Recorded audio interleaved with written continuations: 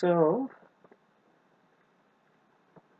Venus conjuncting the south node before it hits Pluto is why that I'm activating. I'm a Pluto kind of person, let alone, of course, I mean, we all have this in us, but no, I'm officially definitely a Plutonian person, and I have Venus. Well, technically it's a mild conjunction with Pluto and the Sun, but it's because I'm counting the Sun's orb. We give it a 15-degree orb. So not so much Pluto, really. I mean, we can say, boy, do you really have Venus conjunct Pluto, Shauna? You can't be that fucking awesome. But I might as well have, because my Pluto is Venus ruled. I mean, technically, my generation, the Pluto and Libras, they have a Venetian Pluto. And, well, the love issues can be intense. Now, that is if... See, the reason why I wanted to make this video is to clarify to people, and we're going to keep clarifying this. There are non-human beings, and there are human beings. Now, the thing that I wanted to clarify is that I bet you anything, the human being, which is like an achievement, not just like intergalactically, universally, to become human, is like, if there is a goal, that's it as far as the organism is concerned. See, I just said, there, our organism that we call human, which is just, I call it organism. Ism is something. What does ism mean? Hard to really get into this, but there's organs. See, that's interesting to have put that together. I mean, that's the one word that's in there besides for ism.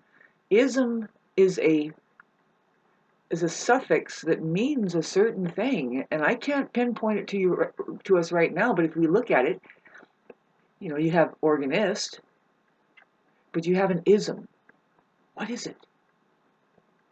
You know how like that there's isms of things like racism, like, well, humanism, or like, what does it mean?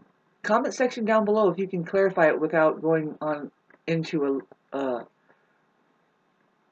learned box to find out what does the suffix ism means. I think it's very much like a verb. It makes it action oriented. Anyway, there's organizations. Ization is something that we've all heard. This is very real when I'm talking about it. If we can look at it like this, it's like pure science. We are bags of organs. So the organism has two possibilities to it. There are two types, and one of them is awake. One of them is a human being, and the other one is not human yet. They are unawakened.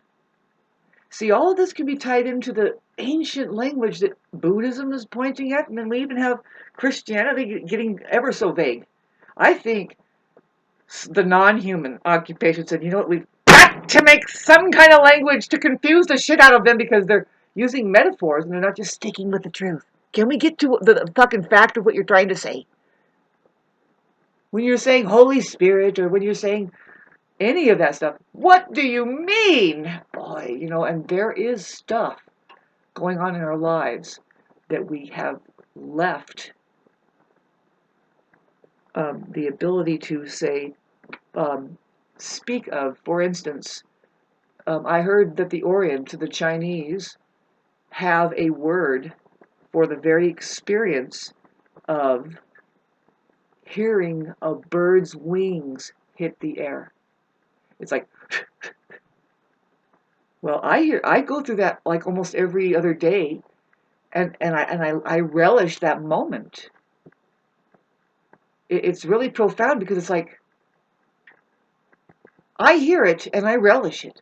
That's what it feels like to me. And then but there is a word for that. I hear it and I relish it. What? Sound of birds' wings on the air. When you're alone listening to it, kind of a thing. There's one word for that. I don't know how it sounds, but the Chinese have managed to keep an experience of reality alive through by having. I'm sure they pass on that one word. If they're with each other, they look over and say it. Yes, whatever. Point being is that we are losing vocabulary that will even point at these experiences that otherwise it's just an experience. And who is going to dare try to articulate it if you don't even have a word to say it? See, as a musician, like when you're trying to speak about how that, nah, you don't think about it.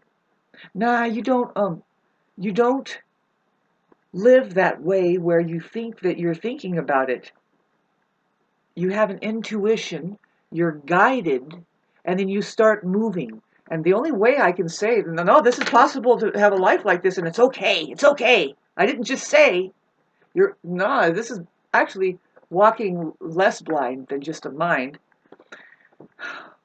is when you're playing music, and see the one note, tone, 528 hertz, E, heart chakra, the color green.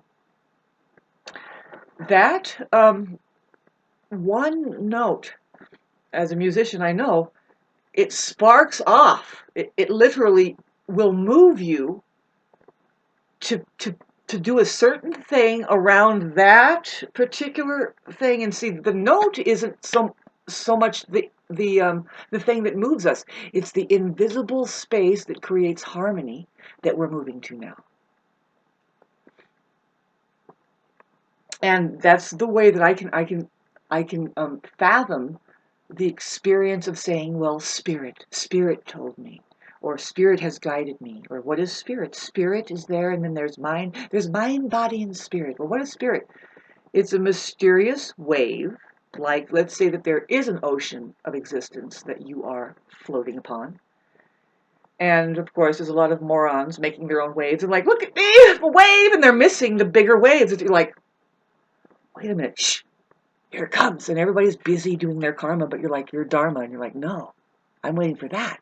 That's spirit coming in. That's spirit. That's the wave that you're like, now watch this. And then a lot of people wonder, well, what the fuck are you doing? They don't even know that you're doing it. It's like, no, watch. And then, woo, you caught it. And they're like, ah. And they could still be jealous, but somebody's going to say, you know what? What the hell just happened? Well, they're listening to spirit. They're not even thinking that they have anything to do with making waves on the ocean.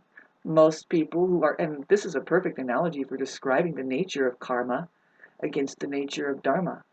The karmic being thinks that they are responsible for waves, and they're actually creating a lot of noise. Could you shut up? There is something coming. We are going to surf. We are going to do this effortlessly. We are going to get to a place where, excuse me, now, these people, karmic, they will be jealous of the dharmic being. And the dharmic being's just like, I don't have time for you, babe. I'm fucking doing what spirit has asked me. Anyway, love this conversation. It's real for me. That's why I have no friends at all.